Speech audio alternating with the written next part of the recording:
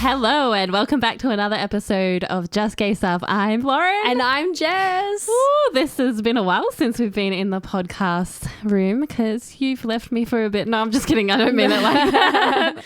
Don't make him think bad things happen. That's No, not I lied. Not bad things happened. You've just been traveling? No, I don't know what I was trying to say. I've been traveling, Lauren. Traveling, but I was trying to say it fancy. If my voice sounds a bit strange, I am still a bit husky. I went to Europe for 3 weeks and came back with a memento in the form of a sinus infection. So that was really, really good. Was it actually a sinus infection? Or I don't know, was but it that's something else. I'm putting it down to that because I was negative for everything on the multi-rat test, and Yeah. then my nose was sore, my eyes were sore, my ear is sore. So Still a time. I went to amazing places and that's what I came back with. So it was a good time though. Well, it was a good time for you. I was was a good time for lonely. Big shout out to my mum who got sick on day 4 of the trip and She soldiered rallied. the fuck on. She rallied And like we a queen. we had a great time. It was awesome. So yeah, now we're back here and we're back recording some super gay stuff and I'm happy for that. We are some super gay stuff. I think. Because I know you missed me. I did miss you. I was going to say for those who are new, our new listeners, our new friends, because we do have quite a few of them. New followers, which New has been awesome followers, to yeah. see, everybody. Thank you so much. Thank you so much. Who don't necessarily know the backstory that we are partners. Mm-hmm. And it was hard considering in true, I guess, lesbian or same-sex form, we hadn't really been apart from each other for that long before. No, you made a joke before and said we'd not been apart for more than 2 days, but Yeah. that's actually a lie. We've been apart for longer than that. I think the longest we've been apart since we met was probably like I've spent 7 days in North Queensland. Yeah. And that was only like 2 weeks after we I was met. going to say, I'm pretty sure that was super fresh, so Fresh. it wasn't a thing. It wasn't as hard as essentially living together Yeah. now. And But the greatest thing, I guess, with the help of technology, we were able to still communicate. FaceTime. And like Europe is only 9 or 10 hours behind. So Still was hard though, different time zones, saying good morning, good night. harder for you because you're in your regular routine and just missing that thing that's safe that's usually there. Yeah. For me, I was having the fucking time of my life. I was like adventure here, adventure there. It was sick. Anyway, Tell me how you really feel. I did miss you though. I'm happy. Look, if I can't say anything else, I'm happy to be home. Yeah, and I'm glad to have you home, and our little dog fur babies are happy to have you home. Yeah, I miss them. They miss you too. So before you went away, we watched this show called Fake. And for those who don't know, I don't know if I can really give away. It's just, yeah, I guess to it's explain the concept of the show. It's a series with Asha Keddy in it. It's actually based on a true person, Yeah. but she plays the role of this person who lived a true story about dating, and essentially the person that she found on a website was fake. Yeah. Like he was a fantasist. He made up every aspect of his life just to, I guess, bait her, but it was actually, Yeah, and I think we binge watched that series. We were quite enveloped in it. And from that, because I knew it was a real story, I went and bought the book and I wanted to know more. And the series did a great job, true to form. But when I was reading the book, something really stood out to me. And that was that in 2007, Victoria had only lifted the ban for lesbians to be able to get IVF. 2007 is not that long ago. No, it's quite recent. Yeah. So because of that, it kind of got my brain fired up thinking about what are the other dumb laws that they shouldn't have been a thing in the first place. All these illegal things that Yeah. have had to become legal just to give basic human rights. Yeah, exactly. So I did a little bit of a deep dive, and that's what today's episode is about. We're doing another educational episode. And Yeah. I think that everyone's enjoying those because we seem to be getting some pretty good feedback on them. So we hope that is true, and we hope that you enjoy this one, talking about all the illegal dumb shit that us LGBT people have had to go through. So before we do start, I do have to place a trigger warning, as some of these illegal laws previously could be quite harrowing and still affect you or affect people today. Oh, I'm sure it's hectic. I'm sure some of the things that are literally, like I said before, basic human rights that were denied. Yeah. But before we get into any of that heavy stuff, I thought I would open the conversation with some really ridiculous, lighthearted laws. Here we go. Were these American laws, Lauren? Because those are some of the most ridiculous. Well, I mean, Some are, but we kind of went all over the world. And these ones are mostly Australian, actually, at the beginning. She kept it close to home. So everyone, we're learning together. Some of them. And I mean, we do have some amazing American fans, so you can't all put it all the way. I didn't say Americans. I just said the laws are dumb. Yeah. Some of them anyway. All right. So this is the first dumb one, and this is from Western Australia repping. So this one is crushing beer cans between your breasts. Oh, it's illegal in WA? Well, it was. I don't know if it still is, but it says it was illegal in WA for a woman to crush a beer can between her breasts in public, with some incidents leading to arrests. Is that because you would have to get him out to do it and then that's public indecency? Is it the nudity side of things? Or is it because it's harmful for you anyway? What if you cut yourself? But also imagine if it's just someone like fully clothed and they've got their tits and they're just... To be honest, I'm impressed if I was to see that. Like, I would never be able to do that. We're not endorsing that. Don't go do it, but... Can you do this at home? Jess would be impressed. All right, so this next one is from Victoria. Changing a light bulb without a licensed electrician. In Victoria, it was once illegal to change a light bulb unless you were a licensed electrician. I mean, I get it because some people, you know, we talk about this thing called common sense, and it's really misleading because the word common is in there, meaning it should be all around.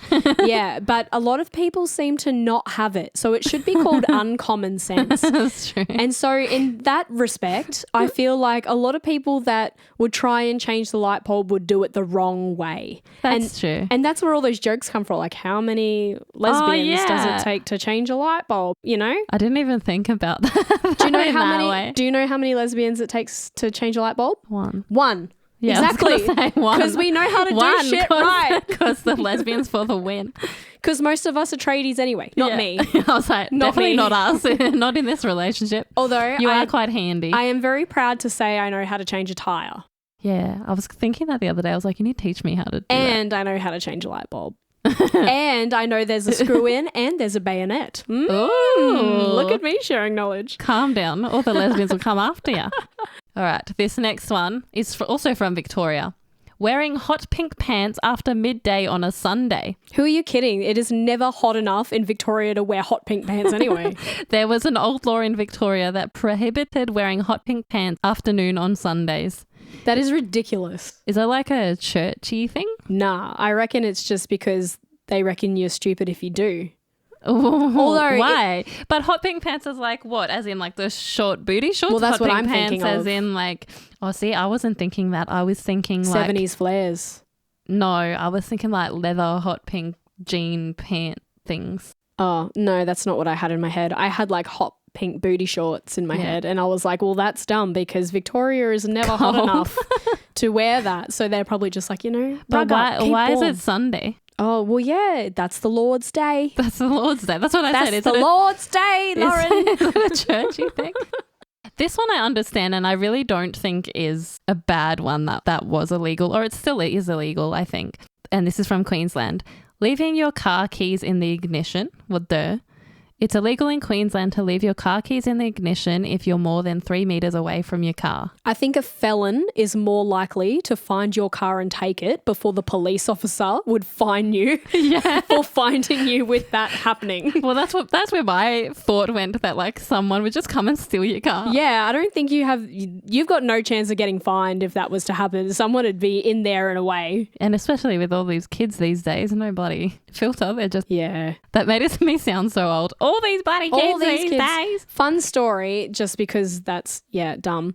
Back in the day, my dad used to park his car out the front of our house because my mum drove the more expensive car, so that one went in the garage. Yeah, well, fair. So my dad left his car out on the curb until mum would come home, and then he would park his car in behind it because we only had like a single driveway, one in front of the other. Yeah. That was the smart thing. Yeah. Except when he pulled up home, he would just take the keys out of the ignition and put them in the side of the door. And I literally remember leaving school one day. I left school and I saw my dad's car drive past with someone else driving it. Oh, no. And when we got home, he was like, someone stole the car. And I was like, I literally saw you it. were like, did you drive leave your past keys me." in the freaking thing? Well, I didn't need to ask that. He did that every day. That was what he did. So, yeah. Oh, no. It's a bit hard to get sympathy from a police officer when they're like, oh, your car was stolen. Where were the keys? In the car. Oh, there you go. Dickhead. So, I mean, yeah. Oh, no. How old were you when this happened? I was still in primary school. I was probably like 11. Oh, yeah. Yeah, I reckon I was probably in grade 6. Oh, no. Yeah. Bloody damn. Things that stand out. Yeah. Like, All right. This one's from Tasmania. I read it before. Oh, did you? You're not supposed to do that. That's ridiculous. Handling salmon suspiciously. In Tasmania, How do you even do that? there's a law against handling salmon in suspicious circumstances. Well, you just have like a fish in your pocket and you're like, blah, blah, blah. Like, what? I don't know. Are you hiding it in your butt? Or is That's it like, suspicious. like a gun? Or I don't know. it's me and weird. my salmon. Oh, Jesus. I'm kind of lumping us with America after these. Yeah. I mean, it's not as bad as I think it's in Texas. You can't eat fried chicken with a fork. That's illegal. Oh, what? And I think that's like still illegal today. Is it because you got to eat it with your hands? Because Yeah. that's the only way to eat finger licking good chicken. Yeah, it's not called fork licking, is it? Ooh. That's some sexual term that no, I'm just kidding. That's in the Urban Dictionary. Okay, so those were some light-hearted ones, some ridiculous ones, but I am about to get into more of the serious ones that directly affected our community. I didn't necessarily stick with Australia.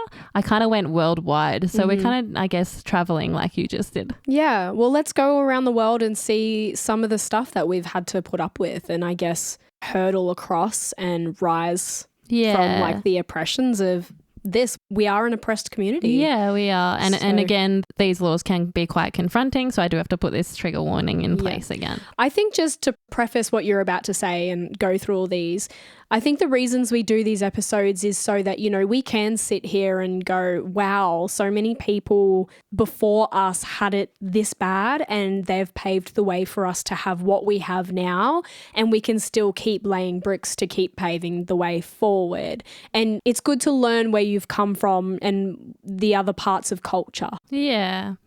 So we're starting in the US, and this is starting with sodomy laws.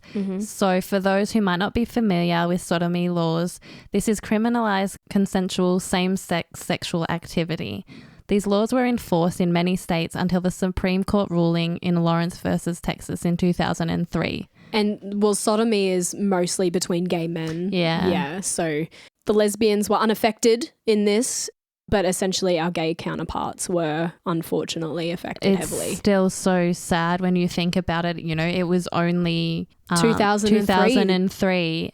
And the fact that, you know, we have gay male friends, to think that if they were back in that time, for them to have a relationship, to have that intimacy, it was still criminalized. So that's really hard and sad. Really heavy. Yeah. So we're traveling a bit to the UK now, where you just came from. I did. They had a Section 28, which was passed in 1988. This law prohibited local authorities and schools from promoting homosexuality or even teaching that gay relationships were acceptable. The government basically tried to erase the LGBTQIA plus community and people from education. Again, the law was only repealed in 2003. That's ridiculous considering throughout history, there are so many LGBTQ people that have done good for the world. Like Oscar Wilde is like, he was put in jail for being homosexual, but you know, he's one of the great writers that you learn about throughout school. Yeah. Things like that. And there's a lot of people that I've left off the list. Like Oscar Wilde was just the one that jumps to me because he's one of the most famous you learn about, especially in literature and in English in high school, you know, and to not be able to learn about the complete person is such a disservice to what they've given culture and what they've given community. And I think the saddest thing amongst this as well is still today, there is not enough education when it comes to sex education for same-sex couples. There's not even that much education for heterosexual couples. No, I know there's not, but at least there is a little slither of education for how to put a condom on a banana. Yeah, how to have protection, how to go to the doctors, how to this. But there's nothing for gay men or gay women to be like, oh, this is how you do this, which is why things were filled with diseases. Or non-binary people. Or non-binary There's no people. education for trans non-binary people. And I really hope that this will start to change in schools because we do exist. Yeah. And for us to exist further than high school, you have to acknowledge our existence to start with. Exactly. So we're moving back to the US now because they had a lot of these annoying laws. Moving back to the US because, yeah. Yeah. So let's talk about the don't ask, don't tell. I won't ask, you won't tell me. This policy was introduced in 1994 and lasted until 2011. This was the army one, wasn't it? Yeah. It barred LGBTQIA plus people from serving openly in the military. If you were found out, you could be discharged. We won't ask you if you're gay, but you better not tell us. You had to hide your identity, lie about who you were, and hope you weren't discovered. Again, you're having to hide a whole person of you to just do your job. And really quickly, for all of our friends that have watched the first series of the L Word, this was obviously covered in the character of Tasha, who was Alice's love interest. I can't remember the season because I've watched it far too many times. It's all just blurred into one. But so Tasha, clearly a lesbian serving in the US military. I think it's a bit different in terms of, yes, don't ask, don't tell. But in Tasha's case, and I'm sure a lot of other people's cases, you're just out living your life, and sometimes your home life and your work life can collide. And then there's no going back. In Tasha's case, for anyone who's watched, we know that she saw someone that she worked with in the military outside while she was out with Alice and her friends, and she suddenly felt like she needed to be in the closet. He saw her kiss Alice, so he already knew her secret. And unfortunately, that was her undoing. Yeah. She suddenly had to hide who she was. She was not able to do her job properly. She was terrified to lose her position, and that's all she ever wanted to do. You know, some of these people have grown up only ever wanting to serve their country, and yet their country won't serve them back. Oh, I felt that one deep in my soul. The thing that gets me and that stands out to me on this one is that it was only reappealed in 2011. I know, that's when so I graduated recent. high school. Shut up. That's so recent though.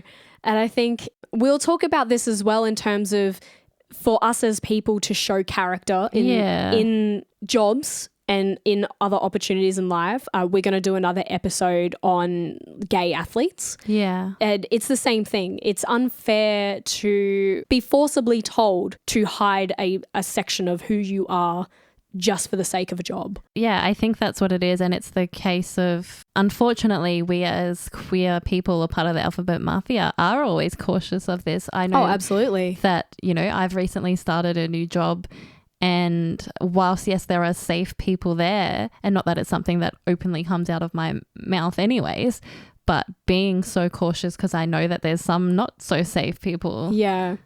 And I think the difference is as well, and I think we've talked about this tiny bits before, you are just being you. Yeah. And you meet people on a daily basis, and you form these friendships or you form relationships with people no matter what that looks like. And then suddenly you forget that you have this part of you that might not be accepted by them. And it doesn't matter what kind of person you are and how respectful you are and how much they might like you as a person. That one thing about you could change all of that. Yeah, I do find, I know I'm going on a little side quest here. I do find that there are parts, especially because, you know, on my keys, I have our merchandise on our little keychain, and when a not so safe person walks into the office, I feel like I'm forced to hide what's on my keys so that they are not aware of the situation or what's going on. And that's something where I've never been in that position before, and it's not a nice feeling. It's kind of like you expect to always be able to step in the sun, but you have to keep half of you in the shade. Yeah. That's a good analogy. For this one, this is a really, really heavy one. And I do have to preface that if you are a trans person or if you are still going on your journey or discovering, if you're triggered by some of those things. I do want to preface that, please feel free to skip ahead. Hit the little 15-second forward 3 times. Yeah, just because this one is a bit heavy. Okay. This next one is from Sweden, and it's one of the most invasive. Sweden, that really surprises me. Yeah, and it surprised me too when I read it. Okay. Until 2013, which is not that long ago. Nope. Transgender individuals had to undergo sterilization to legally change their gender. Yes, you heard that right, sterilization. It's so horrifying and dehumanizing to force someone to give up their own reproductive rights just to have their gender legally recognized. It's wild that this was in a place in such a progressive country. Wow. Yeah, you don't know how to... I felt that. Yeah, and that's why I needed to preface that, because it was really heavy. If anybody's watching the video on YouTube or Spotify, I think they saw my face literally just like... drop. Yeah. Okay, let's talk about that. Why should you have to sterilize your body and essentially become infertile for changing your gender? You shouldn't. Yes, okay. We've spoken to trans people before, and a lot of them choose to get a hysterectomy. I think it's different if it's your choice. Well, that's the thing, isn't it? Not if it's enforced. Yeah. And look, a lot of people that have experienced gender dysphoria, and especially female to male trans people, they don't want to experience carrying a child. But do you know what they do have the option of? Extracting eggs to be able to make a child with a partner. This is not on. No, it's ridiculous. Not. And the fact that it was 2013 again. That's only, 11 years ago? Not that long ago. Yeah. And I think, like you said, the thing that really surprised you is that it was Sweden, a very progressive country. Yeah. I mean, I've always viewed Sweden and Switzerland and most of those European countries, to be fair, as more progressive than us. Yeah. Because they've always had more equal rights, or more, they've always been just ahead of the times in terms of even work-life balance and things like that. So yeah, that really does surprise me. I've learned something there. Yeah. I'm still taken a bit aback. I feel it's heavy. You feel heavy. It's heavy. You feel it. So Okay. So this next one is talking about the queer people that were impacted all around the world. Mm-hmm. And this is another heavy one. The fact that homosexuality was classified as a mental illness. Mm-hmm. It wasn't until 1973 that the American Psychiatric Association removed it from the DSM, the Big Book of Mental Disorders. And before that, homosexuality was seen as something that needed to be cured. People were subjected to conversion therapies, institutionalized, and all sorts of treatments to fix them. Yeah. Unfortunately, in Australia, talking about this now, we're still going state to state. I know. Banning conversion therapy. And it's only this year that some of the states are actually banning those conversion therapies. Yeah. And we're in 2024. We're in 2024. It's mental. I can't even accept this from the 70s. But to be able to still be trying to... In 2024. To be putting bans in place of trying to change people for who they are. Like, try and decriminalize the criminals. Yeah. Not the people who are just trying to love who they want to love. That's the thing. It's none of your business. Literally. Get the fuck out. Yeah. Those were some heavy ones. And whilst this is still kind of a little bit heavy, we're going to talk about same-sex marriage. Many countries once banned same-sex marriage, but today it's now legal in over 35 nations, including the US, UK, and Australia. Yes, Australia was late and only legalised it in 2017. Yes. After a postal vote survey. Again, a plebiscite. Again, nobody's business. Nobody should get to vote on who we marry, but whatever. And the fight for marriage equality was long and tough. It was about more than just marriage. It was a huge win. But let's not forget that there are still heaps of countries where same-sex couples can't marry, and the fact that it's still illegal. Yeah, so talking about that, there's actually still 64 countries. 64? Yeah, that still have same-sexual acts as a criminal offence. Oh my God. God. These range from de facto criminalisation all the way to the death penalty. And I think it's about 11 countries that still have it as the death penalty. But let's talk about this just really quickly. Oh. Most of these are in Africa and in Asian countries. So let's run through a few of them. Let's start on the map and we'll go from the left to the right. It's sad that there's even a map. Yeah, there's a map.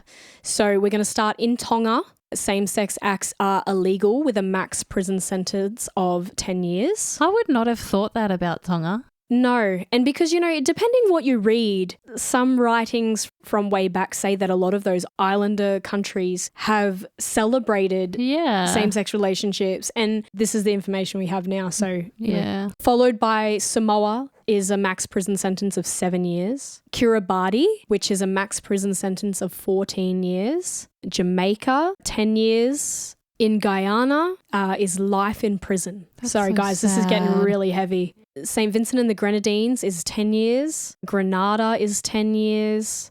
St. Lucia is 10 years. Mauritania is death penalty, a fine, and can be a max prison sentence of 2 years. I guess that depends on how they found out. Yeah, I was like, how do you, what? Yeah. Senegal, 5 years. Sierra Leone is life in prison. Guinea is 3 years max prison sentence. We're not going to get through all of these, guys, but this is just some of the... I feel so sad and dirty. Yeah. Ghana, it's illegal. It's a 3-year prison sentence. What's the closest one to Australia? Closest to Australia is Papua New Guinea with a max prison sentence of 14 years. Solomon Islands, 14 years. And then we're getting into the Asian countries. So Malaysia, 20 years. Brunei, death penalties on the table and a max prison sentence of 30 years. Saudi Arabia, we know that these pretty hectic countries, the death penalties are still on the table. So Saudi Arabia, Yemen, Iran, Afghanistan actually has a no legal certainty on the death penalty label. So you guys get the picture. It's still a pretty hectic world that we live in terms of that. Oh, that really got heavy. I'm sorry. Yeah, no, that really got heavy and that really hurt my soul a little bit. But I think that's why we do these episodes for some education, as rough and as hard as they might be, for us to appreciate those who came before us, those who helped pave the way. And no, I didn't include being able to be out in bars as homosexuals and the whole Stonewall riots, because I feel like that's owed to an episode of its own. Yeah. Also, I just want to say as well, homosexuality was decriminalised in Australia in 1997, which I know we've touched on before, but for anyone who hasn't listened to those previous episodes, that is still quite recent for Australia. Yeah. I think the thing that currently baffles me is if you go back to the Victorian times where everyone slept with one another, everyone was this and that and fluid and orgies and living their best lives. So how did we go from that? And yes, there was troubles back then, but how did we go from that to suddenly people under that queer umbrella are suddenly illegal or not accepted? I think you would have to live in that time and then live in this time to know the difference or see the change that happened or that didn't happen, because I don't think you're ever going to get clear information otherwise. No. So to end this episode, because those were some very heavy laws that I am still speechless. I am speechless. I can't believe that they existed, and that was what I intended when I thought about this episode. And there's still plenty more, guys. Like, we might do an episode 2 on this. Yeah, and if you guys know of any ridiculous ones, please let us know in the comments, because I'm sure there are some we don't know of. Oh, yeah, well, we only briefly touched on the IVF situations. We touched on the decriminalising of homosexuality in Australia. We really just scratched the surface, and that was just to give everybody a bit of a taste of what people really did have to live through and are still living through in a lot of those other countries that we aren't living through now, and how far we've come. And it's always good to have that knowledge under your belt, because it gives us appreciation for what we do have. Yeah. So to end this episode, I thought I would end on one of the most ridiculous laws that ever existed. and that was beard tax in the 18th century Russia. During the reign of Peter the Great, men who wanted to keep their beards were required to pay a tax. Peter believed that clean-shaven faces made men look more modern and aligned with the European customs. If you paid the tax, you were given a token to prove you had paid for the privilege of keeping your beard. The idea of taxing facial hair for modernization is both absurd and in today's context laughable. It's bullshit. It is. Anyways, well, I hope that everybody learned something today. Yeah, I know that I did. Yeah. That's for sure. And anyway, if you want to keep learning with us, well, then you better tune in to another episode. Tune into another episode. Be sure to hit those follow buttons on all our social media. Make sure that you are hitting the follow button. It is really good to see so many people jump on board with Just Gay Stuff podcast. You know, when we started this, we say this all the time. We really thought but that it's because we're appreciative. We are. We literally thought only a few people would listen, and, you know, we get hundreds of plays a week. So that's amazing. And we want to just keep getting bigger and bigger and better. And we can only do that with the help of you guys. So we really hope you enjoy what you hear from us. We really hope you enjoy these educational episodes. We hope you come back. And I guess until next week, you better remember to stay gay, motherfuckers. I'm talking about, you're talking about, we're talking about Just Gay Stuff. Thanks for joining us on another episode of Just Gay Stuff. Make sure to follow us at Just Gay Stuff Podcast on all your socials and write to us with your stories at justgaystuffpodcast@gmail.com.